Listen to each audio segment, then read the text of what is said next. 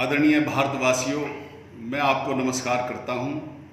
आज हिंदुस्तान में भारतीय जनता पार्टी ने जिस तरह का माहौल पूरे हिंदुस्तान में बना रखा है, सरकारें तोड़ने का काम शुरू कर दिया। और ये आदरणीय नरेंद्र मोदी जी जो हमारे भारत के प्रधानमंत्री हैं, उनके नेतृत्व में हो रहा है पूरे देश में।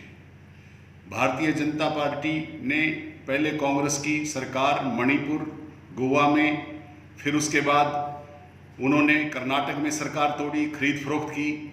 ऐसे ही उन्होंने मध्य प्रदेश में किया। अब उन्होंने ये काम उठा के राजस्थान में लेके चले गए और वो कांग्रेस के खिलाफ बोलते हैं। मुझे इस बात का बड़ा अफसोस है, भारतीय जनता पार्टी के केंद्र के एक मंत्री की सह पे सरकार तोड़ने का काम हुआ।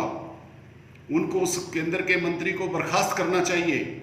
और जिस तरह से आदरणीय नरेंद्र मोदी जी आप देश के अंदर खरीद फरोख्त के माध्यम से सरकारें कांग्रेस की तोड़ रहे हो, ये हम समझते हैं कि भारत के प्रथम प्रधानमंत्री आदरणीय श्री जवाहरलाल नेहरू जी से आप और आज के नेता श्री राहुल गांधी जी से बहुत नफरत करते हो।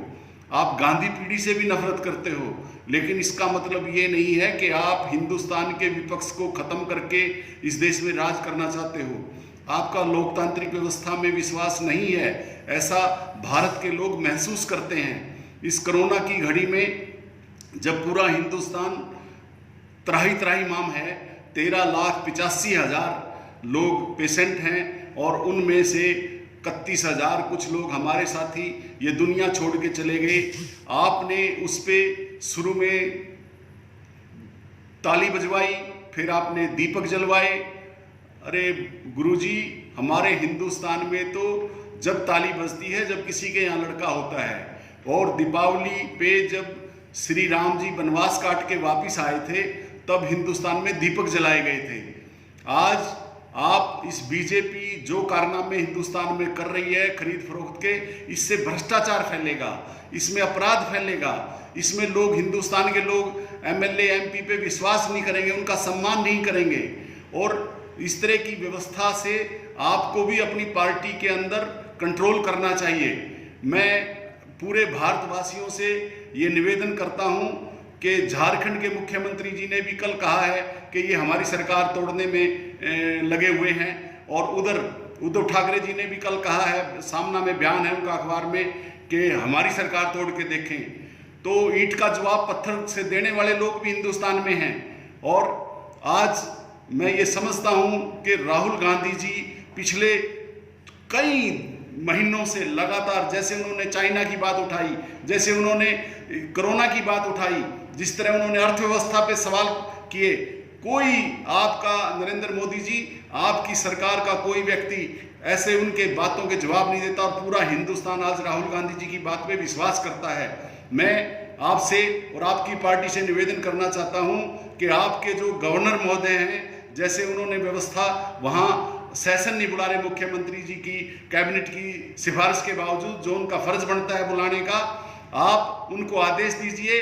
और हिंदुस्तान के सभी राज्यपालों से भी मैं कहना चाहता हूं कि आप हिंदुस्तान की लोकतांत्रिक व्यवस्था में विश्वास करें। और मैं वहाँ के राज्यपाल जी से भी निवेदन करता हूं कि वो सेशन बुलाएं विधानसभा का, राजस्थान का, और सेशन चलाएं और लोकतांत्रिक व्यवस्था में विश्वास रखें। और पूरा भारतवर्ष इस तरह की व्यवस्था को, बीजेपी की जो इन्होंने अफड़ा तफड़ी मचा रखी है सरकारें तोड़ने की, पूरा भारतवर्ष देख रहा है। और जो गरीब व्यक्ति है उसके पास कम से कम हिंदुस्तान की आबादी का 60% ऐसा आदमी है जिसके पास आज पैसा नहीं है।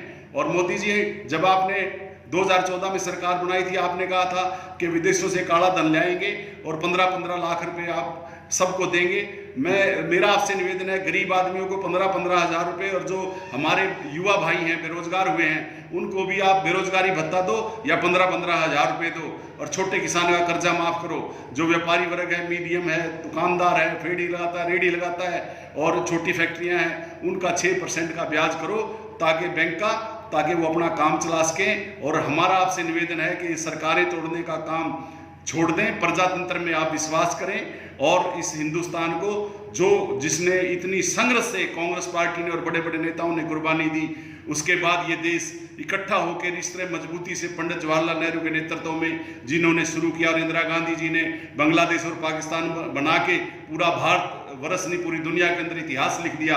आप भी मोदी जी उस तरह चाइना से मुकाबला करके इतिहास लिखिए और इस प्रजातांत्रिक व्यवस्था में विश्वास करें। जय हिंद, जय भारत, जय कांग्रेस।